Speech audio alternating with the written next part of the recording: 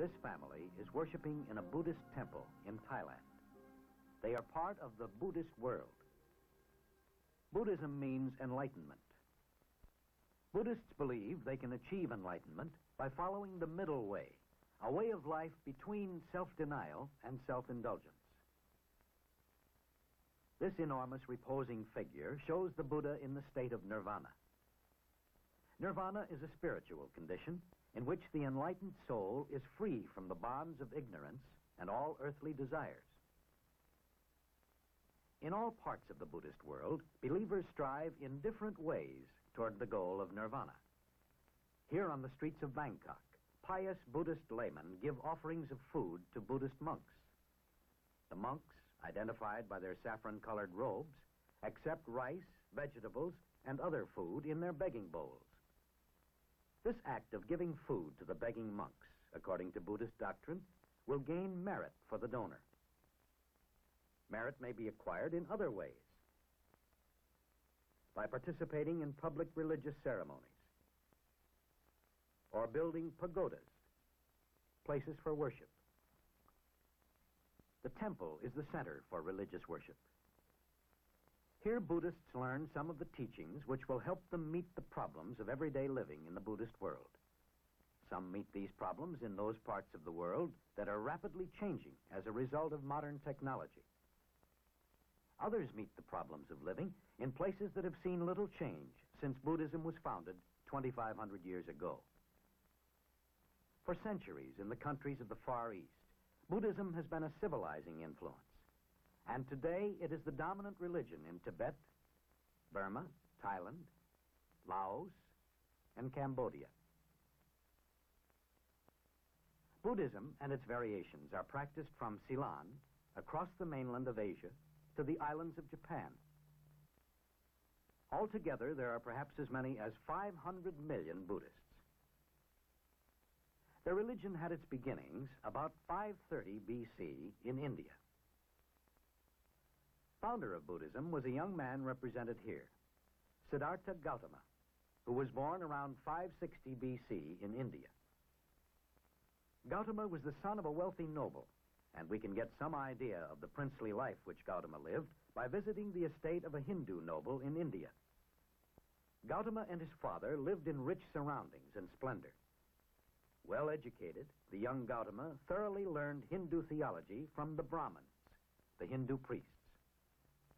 One of the important Hindu teachings which must have shaped Gautama's outlook on life was the caste system, which established different levels of society. Two other key ideas of Hinduism that he learned were reincarnation and transmigration of souls. But Hinduism, with its emphasis on elaborate rituals, did not satisfy Gautama in his search for a way out of the sadness and hopelessness of life. Gautama became unhappy and restless after witnessing human suffering. Tradition tells us the young prince observed 4 sights: an old man, which may have reminded him of the infirmities of age; a sick man, which may have suggested the problem of widespread disease; a dead man, which may have brought him face to face with the inevitable end of life; and an ascetic, which may have caused him to think of a more positive way to gain peace of mind. In order to find his answer, Gautama left his home, gave up his wealth and pleasures and all the things he had loved. During the next 6 years, Gautama wandered throughout India with 5 monks. The men fasted and beat themselves regularly until, as Gautama said, "Like withered reeds became all my limbs, like a camel's hoof my hips, like a wavy rope my backbone." Finding that the ascetic life led only to physical exhaustion and not to wisdom, Gautama journeyed by himself until he came to a bo tree. During his long meditation, Gautama achieved wisdom and spiritual understanding. Out of this would come the middle way, a life between the extremes of self-denial and self-indulgence. After this period of meditation, Gautama was called the Enlightened One, or Buddha. This event is so important to Buddhism that statues portray it. This represents Prince Gautama before enlightenment. This represents the Buddha after enlightenment, serene and blissful, having achieved nirvana. At this park at Sarnath, India, Buddha preached his first sermon. The actual spot is marked by a shrine which is sacred to all Buddhists. To his disciples, Buddha preached the Four Noble Truths. Human life is full of suffering. Suffering comes from desire. The cure for suffering is the elimination of desire, and the way to achieve elimination of desire is by the Noble Eightfold Path. The Noble Eightfold Path, which Buddhists believed will lead to nirvana, consists of 8 ethical ideas which guide behavior: right knowledge or belief, right intention, right speech, right conduct, right means of livelihood, right effort, right mindfulness or contemplation, and right concentration. The Noble Eightfold Path that Buddhists follow is represented by the 8 spokes of this symbolic wheel. This wheel of law was devised by King Asoka, a devout Buddhist who ruled India from 274 to 232 B.C. He turned India into a Buddhist state and sent missionaries to other lands in Asia. Between 200 B.C. and 600 A.D., Buddhist monks carried their teachings eastward to Burma, northward across the Himalayas, and westward as far as Greece. King Asoka's son helped convert Ceylon in the south.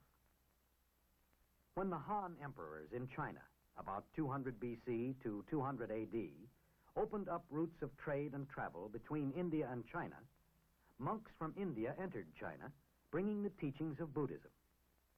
From China, Buddhism spread to Indochina, Mongolia, Korea, and Japan. As Buddhism spread, it was modified.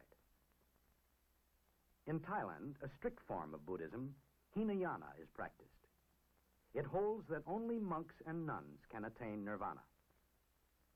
Here in Tibet, Mahayana Buddhism, a second modification of the religion, has taken a different form called Lamaism. Prayers are written on wheels. Turning the wheels has the effect of repeating the prayers.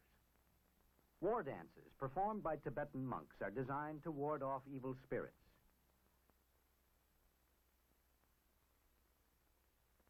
Mahayana Buddhism has many sects, but one of the most popular is the sect called Zen.